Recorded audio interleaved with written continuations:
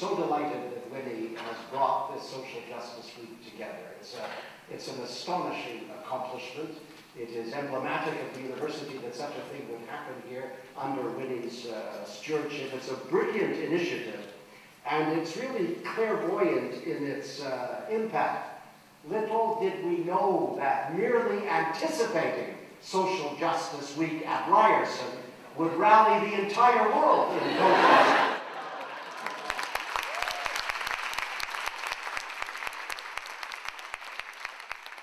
As a kind of symmetrical moment, and I'm cheered and delighted that that's the case. It is also, as Winnie said, October 17th, the International Day for the Elimination of Poverty. And I want to make some remarks. I'm going to try to be a little briefer than I normally am. As a rule, starting at 7, I would speak unimpeded till midnight. But I'm going to exercise supernatural self-discipline and attempt to deal with the subject matter in short order so that we can get to our students. But I did want to point out that the elimination of poverty, the International Day for the Elimination of Poverty, is of course coincident with what we wish to achieve during the Social Justice Week in bringing people together, galvanizing a collective spirit in order to achieve the objectives which Winnie originally laid out. And the obsession with poverty, necessarily internationally, was most dramatically expressed in the year 2000, when the entire world got together in the General Assembly of the United Nations, and as a matter of the affirmation of social justice, decided to launch the Millennium Development Goals, which were, as you know, 8 goals to be achieved by the year 2015. The basic rationale for which was to overcome the excruciating divide between the developed world and the developing world on so many issues, all of which were one way or another related to poverty.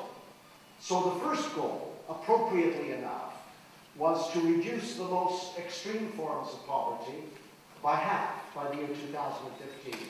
And similarly, the most egregious forms of hunger by the year 2015. And it's worth noting that with the exception of strides that have been made in China, to a lesser extent in India, and to some marginal extent in Latin America, much of the rest of the world, particularly Africa and Eastern Europe, are still wrestling with impoverished conditions. And when the World Bank did a recalculation of the level below which poverty could be described, they chose $1.25 a day, and found, in an analysis that was done less than a year ago, that 1,400,000,000 people are living at less than $1.25 a day. 3 billion people are living at less than $2 a day.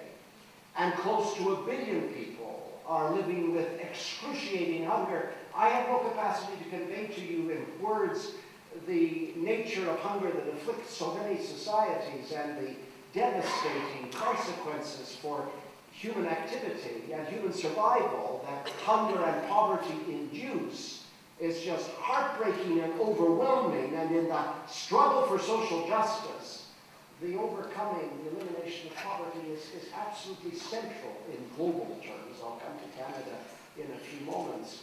But that's a centrality of what we want to discuss in the realm of social justice. And it's also worth noting that these endless price increases for food around the world mean that 40 to 60 million people are added to the level of poverty, and there is almost everywhere a declining agricultural productivity induced by a whole variety of factors, from land grabs, countries like China, South Korea, Taiwan, purchasing huge tracts of land in Ethiopia, in Sudan, in Madagascar, and developing agricultural crops on that land for export to the countries which have purchased or leased them.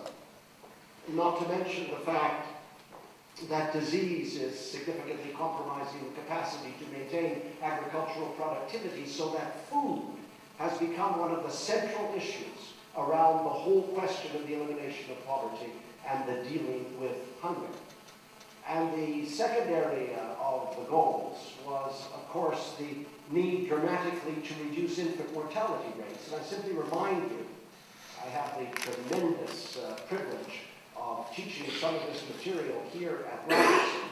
And I can simply remind you around infant mortality that 9 million children under the age of 5 die of preventable diseases every year internationally. And that these diseases are pneumonia, diarrhea, dehydration, measles, diseases which we have long ago dismissed as applicable to our own societies. And it's, again, wrenching. It's something I've never understood. It's something I personally cannot come to grips with. When you're dealing with the realm of social justice, how in God's name do you sacrifice 9 million children with a methodical repetitiveness year after year, and the world cannot summon the intervention sufficient to rescue those lives when all the diseases are preventable? And then, of course, the third area was the reduction of maternal mortality, where we have 350,000 to 500,000 women dying in childbirth every year. We have all of the sophisticated skills in the world about emergency obstetric interventions. We know about birth attendants, and we know about midwives, and we know about moving women when they're in difficulty in labor from a rural hinterland to a central urban hospital or clinic, and we still cannot reduce the numbers. And again, I simply will never understand how the world abides this excruciating reality. I mean, think about it for a minute. For 25 years now, without interruption, we've lost 500,000 women every year in childbirth. And for whatever reason, 191 nations gathered at the United Nations in New York. God knows how many agencies endowed with resources beyond the dreams of avarice.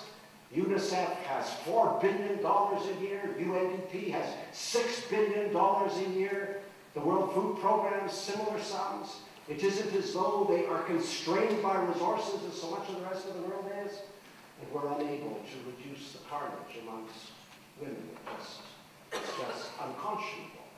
And the fourth area is getting every kid of primary school age into primary school. And believe it or not, there are still 70 to 100 million children who should be eligible who are not in primary school. The overwhelming majority, of course, thank you, girls, because girls are always isolated and marginalized and discriminated against.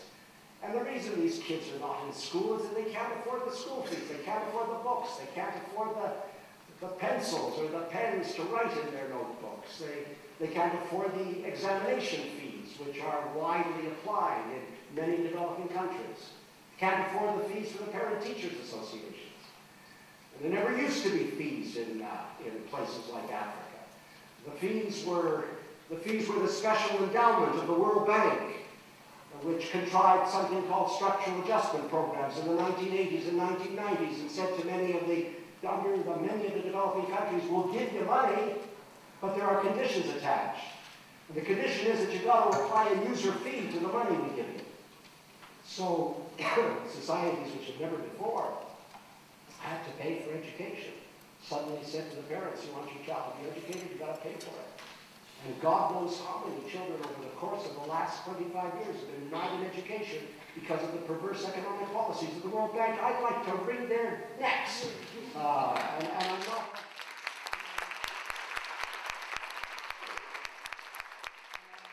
I'm not fundamentally an aggressive person, although I dream of aggression on a daily basis, since nothing else seems to work. But it's just monstrous, the things that we have done in the kind of Reagan-esque application of capitalism to so many developing countries. And the fifth objective is, of course, to attempt to approximate gender equality. And it's so fascinating. I think it's fair to say that gender equality is the single most important struggle on the planet. You simply cannot have a decent international community if you're going to marginalize 50% of the world's population, which we do with reckless abandon. And it's also worth noting that it took us to the year 2011 before the Nobel Prize was awarded to women for the work they do in the realm of women's rights. There were some women who received the Nobel Prize for work on the environment, for work on the Landmines campaign, but for the first time, 2011, just think of it, we finally honored 3 women, one of them being Ella Johnson Sirleaf, the president of Liberia, with the Nobel Prize for the work they do on women's rights, primarily for the work they do to protect women from the depredations of men and for the perpetrators of sexual violence. And the vast panoply of injustice that is visited on women and is itself, without question, the most dominant feature of the struggle for social justice. You want a cause? Let me tell you that the cause around women's rights is a cause that can animate this world forever. And it's the entire range of international sexual trafficking and child marriage and female genital mutilation and absence of property rights and absence of inheritance rights and absence of economic and political autonomy and the contagion of sexual violence, which is so deeply and damaging and destructively felt in Kenya, the Democratic Republic of the Congo, and Zimbabwe, some of it politically orchestrated, some of it related to conflict, all of it most depressingly and brutally focused on women as the target. And the fact that in a place like the Congo, you have the single largest peacekeeping force in the world, over 20,000 peacekeepers, and they cannot protect the women. And you have 12 United Nations agencies, supposedly united, ostensibly united, to protect the women, and they cannot prevent the violence. And you have Security Council resolution after Security Council resolution, and they cannot prevent the violence. It's absolutely endless.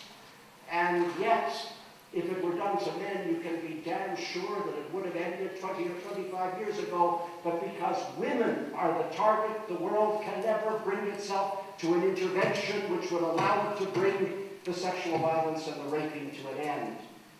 I work with a little organization in the United States called AIDS-Free World. And back in 2008, we were approached by an NGO in Zimbabwe called the Girl Child Network, where they said to us,